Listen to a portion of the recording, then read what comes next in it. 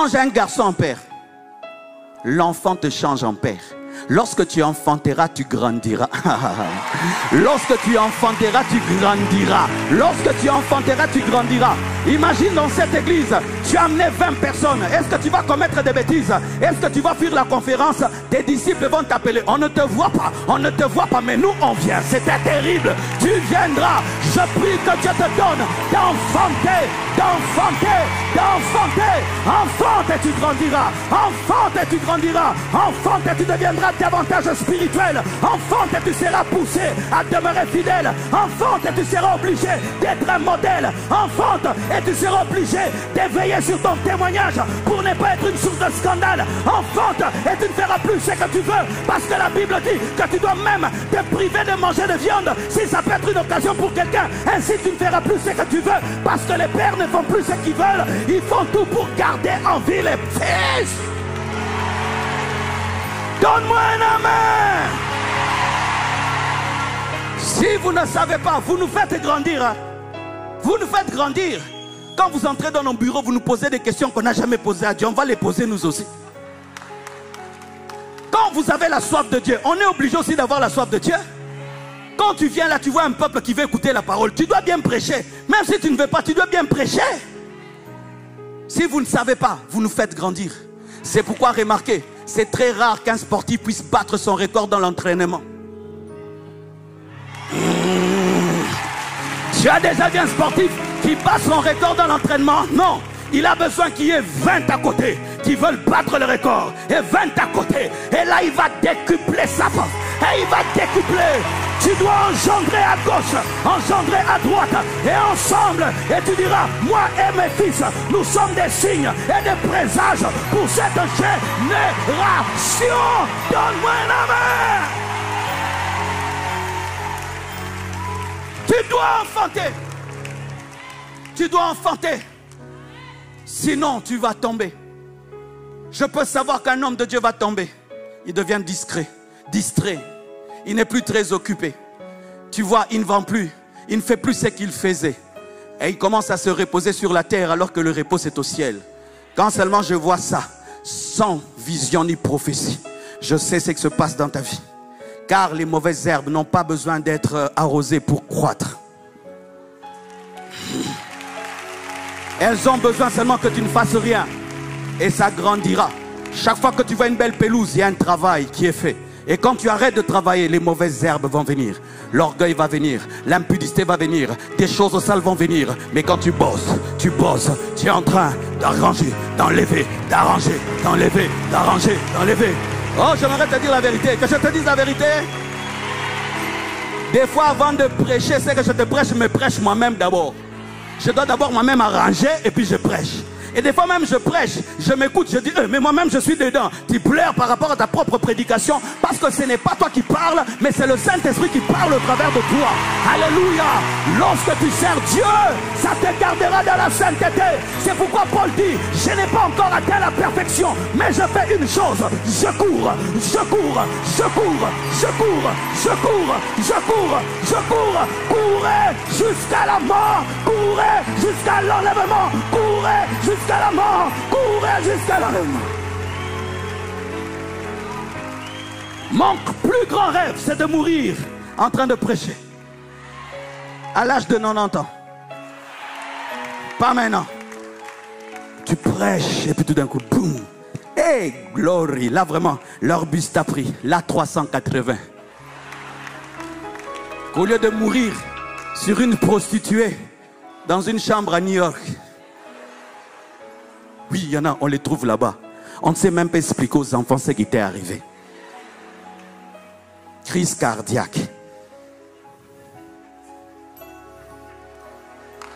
Tu meurs ivre, ivre, ivre. On ne sait même pas expliquer que tu étais ivre. Tu meurs. Tu n'es plus l'ombre de toi-même. Jamais. Frère, quand Dieu t'invite à le servir, c'est pour ton propre bien. Quand on te dit entre dans un département, c'est pour ton propre bien. Tous ceux qui ont grandi dans les choses de Dieu ont servi Dieu. Élisée était serviteur d'Élie. Tu ne peux pas devenir grand si tu ne sers pas. Tu ne peux pas grandir sans servir. Arrêtez d'être des gens qui disent je ne fais rien dans cette église-là, c'est un péché. Comment tu ne peux rien faire pour celui qui a tout fait pour toi? Comment tu peux venir et regarder d'autres chrétiens comme toi servir Dieu? Et souvent j'ai remarqué, les gens qui critiquent beaucoup, ce sont ceux qui ne servent pas Dieu.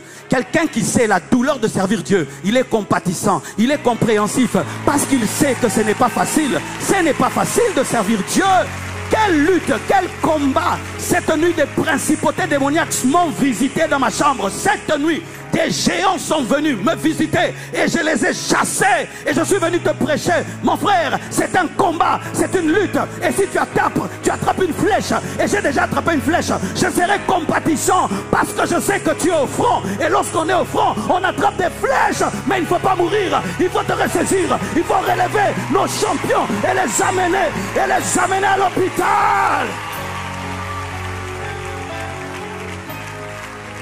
Si tu arrêtes de conquérir, tu vas tomber. Tu vas engendrer Salomon avec Bathsheba. Salomon va commettre l'idolâtrie. Et on connaîtra ce qu'on appelle le schisme d'Israël, où il y avait 10 tribus qui sont devenues Israël et 2 qui sont devenues Juda. Pourquoi? À cause de Bathsheba, qui a engendré Salomon. Et voici maintenant, comme Dieu tient tellement à son plan, il va te pousser. Il va te pousser à aller. La Bible nous dit que lorsque les bergers d'Abraham se sont mis avec ceux de Lot, le lieu était devenu étroit et des querelles ont commencé. Et qu'est-ce qu'il fallait faire? Il fallait que Lot aille vers Sodome et Abraham vers la montagne. Je connais des églises de 300 personnes, mais il y a 200 serviteurs de Dieu dedans. C'est Lot et Abraham qui sont ensemble. Vous allez vous quereller. Et je prie que si vous querellez, je libère l'esprit de querelle dans votre église de 300 personnes avec 200 serviteurs de Dieu, apôtres, évangélistes, pasteurs, archibishops. Querellez-vous pour vous séparer. Parce qu'on ne peut pas être à 300 dans une église et on a 200 serviteurs, des évangélistes de nom qui ne font rien du tout. Je connais des églises comme ça, où tout le monde veut s'asseoir devant. Et ils sont à 200. Et ils regardent 100 personnes. Il faut qu'on porte le sac de tout le monde. Tout le monde a un titre. Tout le monde a sa chaise. Quand le pasteur prêche, ils dorment. Ils attendent leur tour pour prêcher à 100 personnes alors qu'ils sont à 200. Je prie que votre église se divise. Je prie qu'il y ait des problèmes dans votre église, que vous puissiez vous chamailler et que celui-ci aille à gauche, l'autre à droite, pour que l'œuvre de Dieu soit faite. Donne-moi la main, je vais t'expliquer quelque chose. Vous savez qui a rendu Sarah stérile? C'était Lot. Tant que Lot est là, Sarah n'engendre pas. C'est quand l'autre part que ça engendre. Oui. Regardez bien, vous allez voir. Va lire. Frères et sœurs, il y a des gens, tant qu'ils sont dans ta vie, tu ne commences rien. Il y a des relations qui bloquent le ministère. Il y a des amitiés qui bloquent le ministère. Il y a des lots qui bloquent le ministère. Il est temps que tu puisses te séparer. Mais comme toi, tu ne prends des décisions que quand tu es en colère. On t'insultera et tu te fâcheras et tu feras la volonté de Dieu. Je prie qu'il y ait des querelles. Je prie qu'il y ait des querelles. Parce qu'il y a des paix qui sont contre le plan de Dieu. 200 hommes de Dieu pour 100 fidèles. Divisez-vous. Divisez-vous. On viendra recoller les morceaux après. Parce qu'après aussi Abraham a prié pour Lot. Donne-moi un amen. Donne-moi un amen. Si tu ne pars pas, Dieu va faire tarir le torrent. Dieu envoie Élie au torrent de Kérit. Et là, le corbeau le nourrit. La viande, et il boit. Il va bien. Mais Dieu sent que ce prophète-ci va vivre que du corbeau et il va vivre que de cette eau. Dieu lui-même, pas Satan, pas l'esprit de pauvreté. Des fois vous chassez des démons de pauvreté, il n'y en a pas. C'est Dieu qui est derrière. Dieu lui-même sèche le torrent. Le corbeau ne vient plus. Maintenant il dit à Élie, va chez la veuve de Sarepta. Tu ne peux pas aller chez la veuve de Sarepta tant qu'il y a le torrent qui te donne de l'eau. C'est pourquoi certains, on vous a chassé du boulot. Le torrent a tari. Même si tu cherches à le ressusciter, il ne ressuscitera pas parce que c'est Dieu qui l'a tué.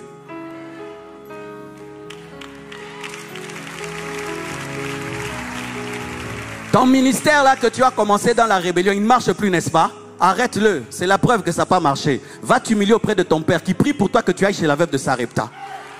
Je prie que les torrents des Kérites tarissent parce que la veuve de Sarepta a besoin d'un miracle. Elle a besoin d'un miracle. Dieu va amener des problèmes financiers et matériels pour que tu puisses répondre à son appel. Parce que le confort dans lequel tu vis t'empêche de répondre à l'appel. C'est pourquoi Dieu va faire tarir ton torrent. Dieu va bloquer les affaires. Dieu va bloquer les choses et tu seras obligé de chercher Dieu. Hey, donne-moi la main, hein? Il y a des femmes. Vous avez un appel de Dieu, vous ne voulez pas servir Dieu parce que votre mari vous aime trop. Il va commencer à vous faire du mal, votre mari. Comme ça, Jésus sera ton seul mari. Et tu chanteras, mon époux Jésus, mon époux Jésus, mon époux Jésus. Je sais ce que je dis, hein. Je sais ce que je dis. Il y a certaines personnes, quand on les aime trop, elles se contentent de l'amour du mari. Il est temps, maman, que tu puisses servir Dieu. Sinon, il y aura des querelles entre toi et ton mari et tu chanteras des cantiques. Donne-moi la main, hein. Donne-moi la main. Il y a des torrents qui vont tarir, mais ce n'est pas l'esprit de pauvreté, c'est le temps de Dieu pour passer à autre chose. Dieu étant le maître des temps et des circonstances, sait combiner les circonstances afin d'engendrer son plan. Et des fois, il se sert de la pauvreté, il se sert des problèmes pour nous pousser dans sa volonté. Qu'est-ce qui arrive lorsqu'on refuse d'aller? Il va faire qu'on te vende. On te trahira. Écoute, tu peux avoir des visions que tu règnes sur tes frères, mais tu ne connais pas le chemin qui amène au règne. Mais la jalousie de tes frères va te conduire sans que tu le saches. Car des fois tu penses que tu régneras en passant par la porte alors que tu sortiras d'une prison. Mais personne ne peut t'amener en prison en t'aimant. Il faut qu'on te haïsse pour t'amener en prison parce que là-bas tu as un rendez-vous avec quelqu'un qui connaît le roi.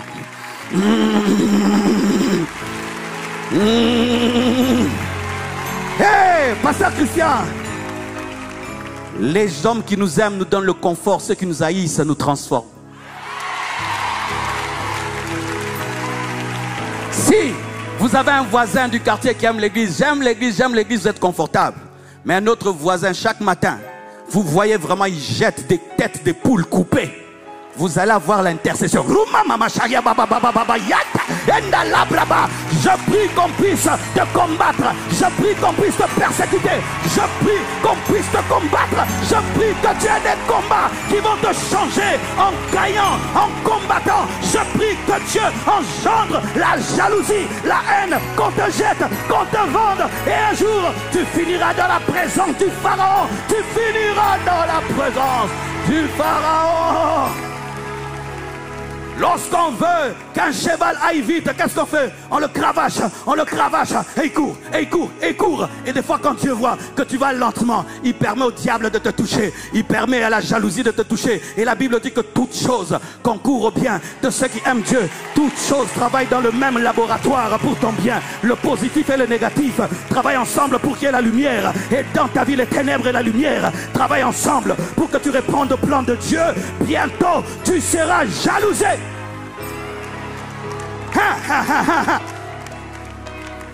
Écoutez mes frères, je peux encore dire la vérité. Je vis dans la sainteté parce que j'aime Dieu. Je vis dans la sainteté aussi parce que je sers Dieu. Mais je vis aussi dans la sainteté parce qu'il y a beaucoup qui attendent ma chute. Vous ne mourrez pas.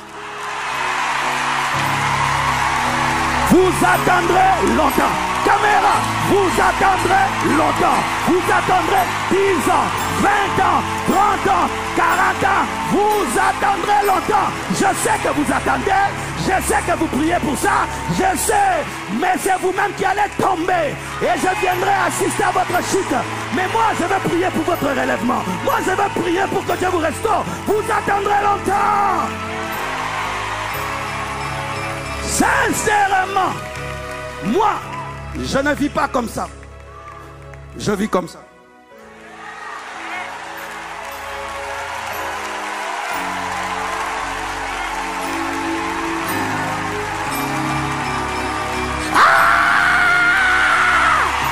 Toutes choses choses concourent au bien de ceux qui aiment Dieu. Dieu se sert même des choses difficiles pour nous pousser.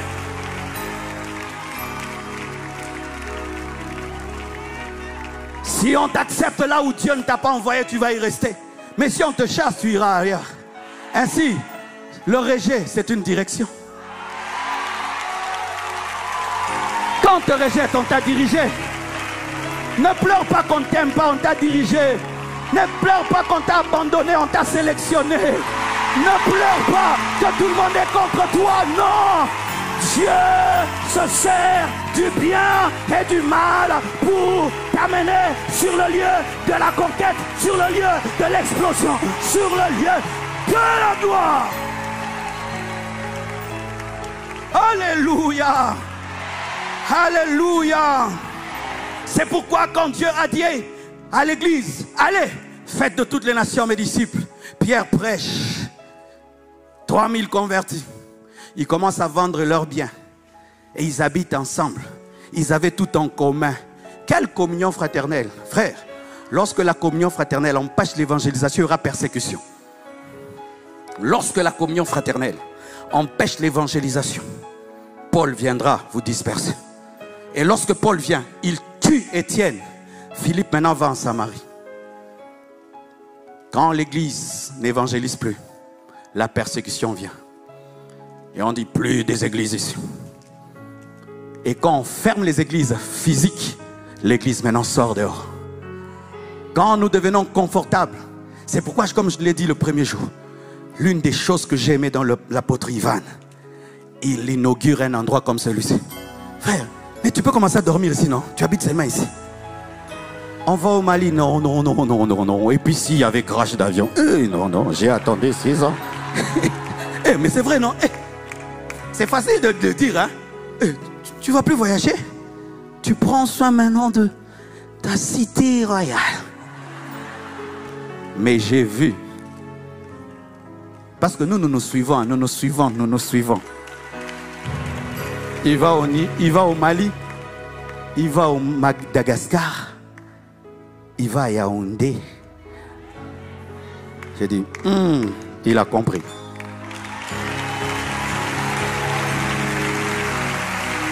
Même si tu te maries, prêche l'évangile. Même si tu as des millions, prêche l'évangile. Même si tu as tout, prêche l'évangile. Tout n'est pas accompli. Tu dois gagner les âmes. Tu dois continuer à bosser, à travailler. Sinon la persécution viendra. Sinon Paul va venir. Il va te créer des problèmes afin de t'obliger à faire l'œuvre de Dieu. Il y a des persécutions qui viennent pour réveiller l'église. Lorsque l'église devient trop confortable, lorsque l'église oublie sa mission, il y a Paul qui vient et qui vous rappelle que vous ne devez pas rester dans une chambre. Vous ne devez pas rester au même endroit. Les extrémités vous attendent. Et demain, vous convertissez le persécuteur et devient plus apôtre que vous. Dis stratégie. Dis, Dieu est un stratège. Un jour, un homme de Dieu était au Kenya. Il servait Dieu, il jeûnait, il priait. Il est allé aux États-Unis.